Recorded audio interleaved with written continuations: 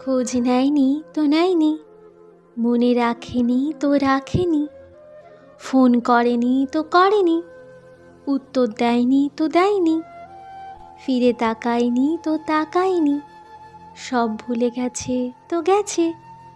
তাই বলে কি নিজেকে বিষণ্ণতার সমুদ্রে ডুবিয়ে ফেলতে হবে? হাসতে ভুলে যেতে হবে? আত্মসম্মান বিসর্জন দিয়ে মিনতি করতে হবে?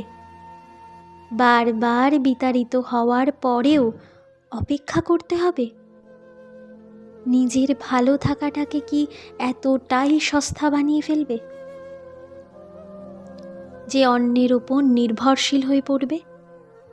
বিষয়টা নিয়ে একটু ভাবো। তোমার মূল্য তুমি যদি নিজেই না বোঝো, তাহলে একটা ভুল মানুষ তোমাকে নিয়েই ছিনিমিনি খেলবে।